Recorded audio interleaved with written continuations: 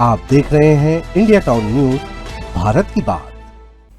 नमस्कार, आप देख रहे हैं इंडिया टाउन न्यूज और मैं हूं आपके साथ हर्षिता। स्वागत है आपका हमारे खास बुलेटिन खबरें मध्य प्रदेश की में, जहां हम आपको मध्य प्रदेश की महत्वपूर्ण खबरों से रूबरू कराएंगे। चलिए बुलेटिन की शुरुआत करते हैं।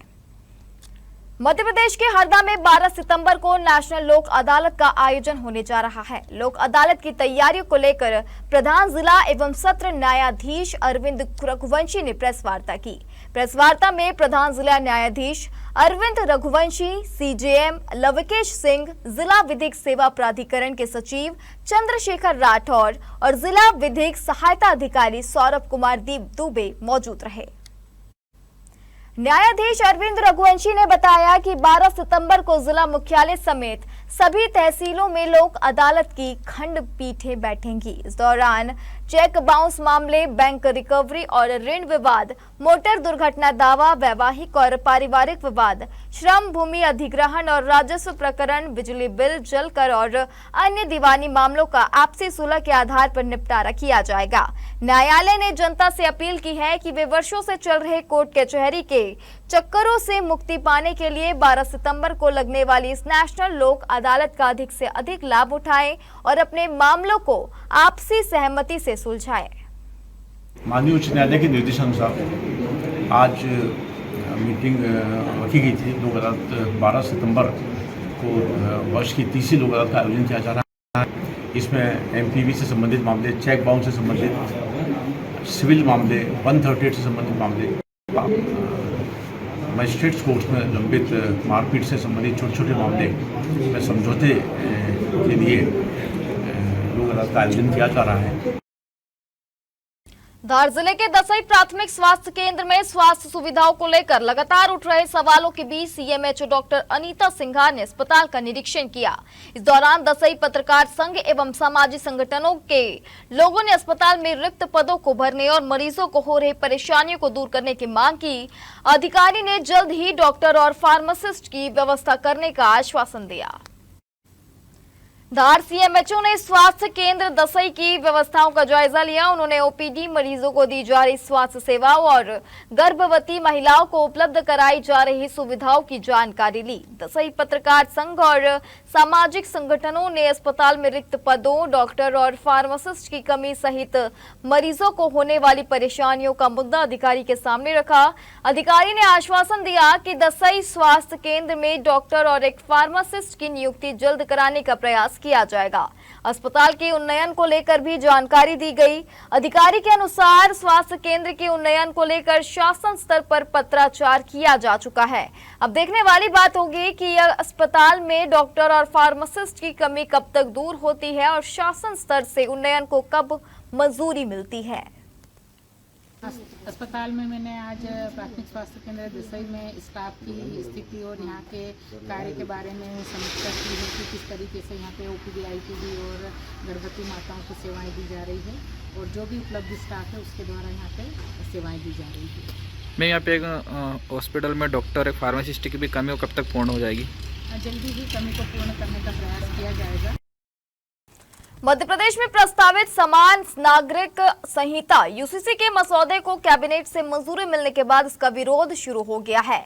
जमीयत उलेमा ए हिंद जिला गुना के बैनर तले मुस्लिम समाज के प्रतिनिधि मंडल ने कलेक्टर को राष्ट्रपति के नाम ज्ञापन सौंपा। ज्ञापन में यूसीसी को संवैधानिक, विधिक और सामाजिक आधारों पर मौलिक अधिकारों के खिलाफ बताते हुए इसमें संशोधन और पुनर्विचार की मांग की गई है। जमीयत उलेमा ए हिंद जिला गुना के अध्यक्ष व राघोगढ़ तहसील के काजी आमिल मोहम्मद अनीस रहमानी और अब्दुल कादिर के नेतृत्व में सौंपे गए ज्ञापन में कहा गया कि भारत एक बहुधार्मिक और बहुसांस्कृतिक देश है। यहाँ सभी नागरिकों को धार्मिक स्वतंत्रता और अपनी संस्कृति व पर्सनल लॉ के पालन का अधिकार देता है। संगठन ने अपनी प्रमुख मांगों को रेखांकित करते हुए कहा कि जब यूसीसी के दायरे से अनुसूचित जनजाति और अन्य विशेष समूहों को लेकर उनकी परंपराओं के आधार पर बाहर रखा गया है तो उन्हें यही सिद्धांत मुस्लिम पर्सनल लॉ पर भी लागू करते हुए मुस्लिम समुदाय को इससे पृथक रखा जाना चाहिए। जो बाबा साहब भीमराव अम्बेडकर साहब ने जो संविधान बनाया बड़ा अच्छा है। उसमें छेड़छाड़ नहीं की जाए, सारे धर्मों का उसमें सम्मान रखा गया है, सारे धर्मों का सम्मान किया गया है। इस वक्त उसमें जो फेरबदल करने की कोशिश की जा रही है उसमें मुस्लिम समाज मतलब आहत है कि उसको नहीं करना चाहिए। खबर मध्य प्रदेश के हरदा से है, जहां जिला कांग्रेस ने सरकार पर किसानों को परेशान करने का आरोप लगाया है। कांग्रेस जिला अध्यक्ष मोहन बिश्नोई ने कहा कि जिले के 1556 किसानों को जांच के नाम पर मूंग की उपज का भुगतान नहीं किया जा रहा है। किसानों ने ग्रीष्मकालीन मूंग की फसल में से 7 से 8 क्विंटल प्रति एकड़ उत्पादन किया है। सरकार ने 2 क्विंटल 88 किलो प्रति एकड़ के मान से समर्थन मूल्य पर मूंग की खरीदी की है। कांग्रेस का कहना है कि 1556 किसानों को मूंग का भुगतान नहीं मिला है। कांग्रेस जिला अध्यक्ष बिश्नोई ने आरोप लगाया कि सरकार एक ओर किसान कल्याण वर्ष मनाने की बात कर रही है, वहीं दूसरी ओर किसानों को परेशान किया जा रहा है। कांग्रेस ने कहा कि यदि सभी किसानों को जल्द भुगतान नहीं किया गया तो किसानों के साथ आंदोलन किया जाएगा। कांग्रेस ने किसानों को जरूरत के मुताबिक खाद नहीं मिलने का भी आरोप लगाया है। बिश्नोई ने कहा कि जिस किसान के 10 एकड़ में मक्का की फसल है उसे केवल 5 बोरी यूरिया मिल रही है। मामला ये है कि एक तरफ जो है मध्य प्रदेश सरकार कृषि कल्याण वर्ष मना रही है और दूसरी तरफ किसानों को की ना तो उपज सरकार खरीद रही है और ना किसानों को समय पे खाद दे रही है और जिनकी खरीदी है उनको भुगतान नहीं कर रही है। एक तो उन्होंने जो उत्पादन किसान का 7 से 8 कुंटल प्रति एकड़ था और सरकार ने मात्र 2 कुंटल 88 किलो खरीदा है, तो बाकी उपज किसान कहाँ बेचेगा। अभी एक सूची आई हमारे पास में, हम सभी लोगों को अभी प्रेस में आपको डाल देंगे ग्रुप में। मेरे पास में परिवार की ज़मीन मिला के 25 एकड़ है। मेरे पास निजी मेरे नाम पे 11 एकड़ ज़मीन है। मैंने समर्थन मूल्य पे 2 कुंटल 88 किलो के हिसाब से मैंने समर्थन मूल्य पे बेची, बाकी मैंने मेरी फसल मंडी में बेची। लेकिन मैंने जो बाद में मेरी मूंग बेची, जो दूसरी किस्त में आई थी, उसका पेमेंट मुझे आज तक नहीं मिला। 6 तारीख को मैंने मूंग बेची थी और आज 21 तारीख होगी, लेकिन मेरा पेमेंट नहीं आया। मुझे ऐसी जानकारी मिली है कि एक लिस्ट जारी हुई है जिसमें पेमेंट रोका गया है। रतलाम कलेक्टर अजय कटेसरिया और जावरा विधायक डॉक्टर राजेंद्र पांडे ने पिपलोदा के सीएम राइज स्कूल का औचक निरीक्षण किया। उन्होंने स्कूल की साफ सफाई और शिक्षक व्यवस्था का जायजा लिया। कलेक्टर ने कक्षा में पहुंचकर बच्चों से संवाद किया और उनका शिक्षा का स्तर जाना। बच्चों से किताबें पढ़वाई और सवाल पूछे। उन्होंने ब्लैक बोर्ड पर गणित के सवाल हल करवाए और बच्चों को गणित के आसान ट्रिक्स भी समझाए। जिन बच्चों ने सवाल के सही जवाब दिए तो कलेक्टर ने उन्हें शाबाशी दी और उनके साथ सेल्फी भी ली। कलेक्टर ने बच्चों को मन लगाकर पढ़ने और लक्ष्य तय करने के लिए प्रेरित किया। विधायक डॉक्टर पांडे ने कहा कि सीएम राइज स्कूल शासित स्कूलों में शिक्षा की गुणवत्ता बढ़ाने के लिए एक महत्वपूर्ण योजना है। स्कूल में बेहतर संसाधन और शिक्षक उपलब्ध कराए जा रहे हैं। कलेक्टर ने शिक्षकों को निर्देश दिए कि बच्चों की पढ़ाई में किसी भी प्रकार की लापरवाही न बरती जाए और कमजोर बच्चों पर विशेष ध्यान दिया जाए। इस दौरान जावरा एसडीएम, तहसीलदार और शिक्षा विभाग के अधिकारी भी मौजूद रहे। इंडिया टाउन न्यूज की खबर का मध्य प्रदेश के सीहोर में बड़ा असर हुआ है। सीहोर में चल रहे 2 राह जोड़ ब्रिज निर्माण की गुणवत्ता को लेकर सीहोर से हमारे संवाददाता वसीम उद्दीन द्वारा भेजी गई खबर पर संज्ञान लेते हुए विधायक सुदेश राय ने ब्रिज निर्माण पर रोक लगवा दी है। वीडियो कॉल के जरिए विधायक राय ने मौके का जायजा लिया और निर्माण कार्य तत्काल रुकवाने के निर्देश दिए। सीहोर में नेशनल हाईवे 46 के 2 राह जोड़ पर निर्माणाधीन ब्रिज की गुणवत्ता को लेकर ग्रामीणों की शिकायत के बाद इंडिया टाउन न्यूज के संवाददाता वसीम उद्दीन द्वारा भेजी गई खबर को प्रमुखता से प्रसारित किया गया था। निर्माण कार्य में घटिया सामग्री के इस्तेमाल और तकनीकी मानकों की अनदेखी के आरोप सामने आने और स्थानीय लोगों के विरोध के बाद क्षेत्रीय विधायक सुदेश राय ने मामले में तत्काल हस्तक्षेप किया। विधायक ने वीडियो कॉल के जरिए मौके की स्थिति, निर्माण कार्य की जानकारी ली। स्थिति देखने के बाद विधायक ने ब्रिज का निर्माण कार्य तत्काल रोकने के निर्देश दिए। स्थानीय लोग आज फिर निर्माण स्थल पर पहुंचे थे। विधायक सुदेश राय ने स्पष्ट कहा कि जनता के पैसे से होने वाले निर्माण कार्यों में गुणवत्ता से किसी भी कीमत पर समझौता नहीं किया जाएगा। निर्माण निर्धारित तकनीकी मापदंडों के अनुसार होना चाहिए और यदि जांच में लापरवाही या अनियमितता सामने आती है तो जिम्मेदारों के खिलाफ कार्रवाई की जाएगी। विधायक के निर्देश के बाद निर्माण कार्य रोक दिया गया है। अब तकनीकी जांच के बाद ही साफ होगा कि निर्माण में वास्तव में क्या खामियां थी और जिम्मेदारी किसकी तय होती है। आज हम दोराहा मंडल के समस्त पदाधिकारी और क्षेत्रीय जनप्रतिनिधि यहाँ दोराहा जोड़ पर निर्माण जो हो रहा है इसमें उपस्थित हुए हैं। हमें कई दिनों से ये सूचना लग रही थी कि हमारे द्वारा देखा भी जा रहा था कि यहाँ पे बहुत घटिया निर्माण हो रहा है। वाल लगाई जा रही है, सर्विस रोड बनाया नहीं है और मिट्टी बीच में मिट्टी भी डाली जा रही है। इसमें कमी तो इतनी है कि गिनवा नहीं सकते, इतनी कमियां हैं। क्योंकि जो इनकी जो लीपापोती का कार्य जो कर रहा है वो घटिया निर्माण के हिसाब से करा जा रहा है। पानी गिर रहा है, मिट्टी निकल रही है, कभी मुरम डाल दी, कभी मिट्टी डाल दी, अब ला के राख डाल दी है, वो भी बह गए हैं। रोडों का हाल ये है कि आवागमन की भी आम समस्या बढ़ती जा रही है। बढ़िया काम हो रहा है, कोई कमी नहीं है। बारिश की वजह से सर्विस रोड में गड्ढे हो रहे हैं, पर डे हम इसके लिए ग्रेडर चलवाते हैं।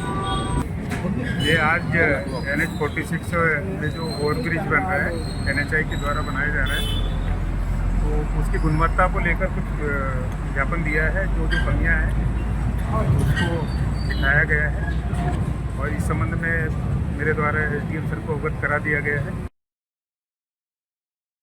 अब वक्त हो चुका है एक छोटे से ब्रेक का। बने रहिए इंडिया टाउन न्यूज के साथ। क्या आप बाल झड़ने से परेशान हैं?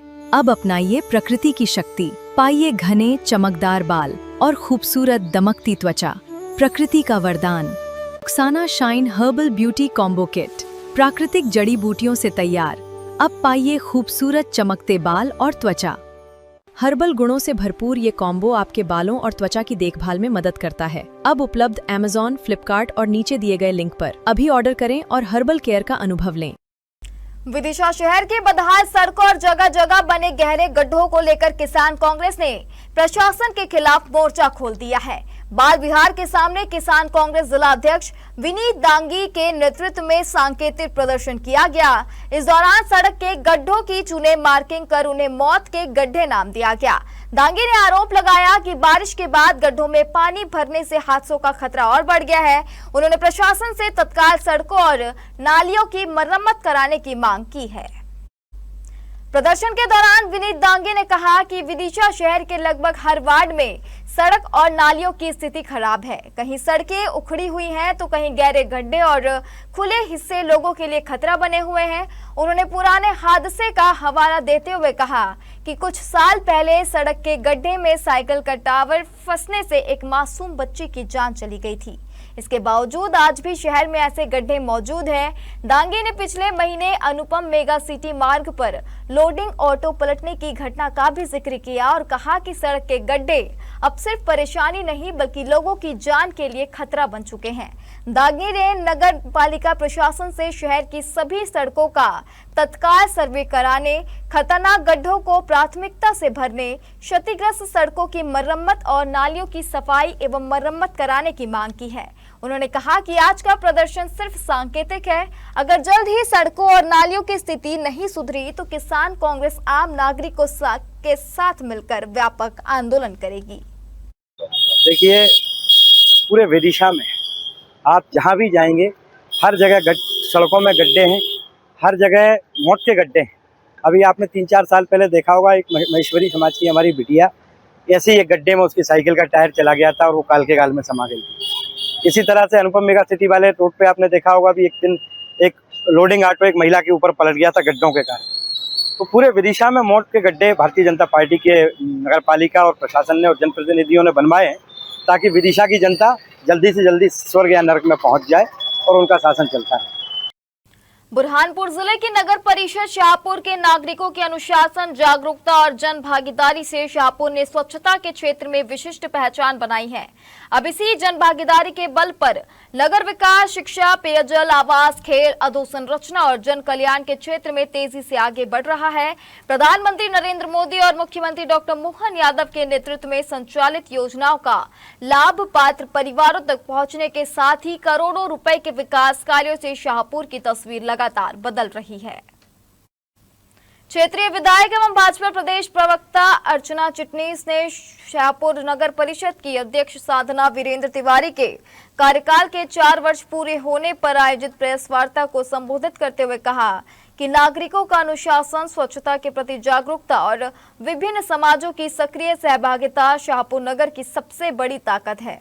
उन्होंने कहा कि शासन की योजनाओं के साथ जब नागरिकों की भागीदारी जुड़ती है तो विकास के परिणाम अधिक प्रभावी और स्थायी होते हैं।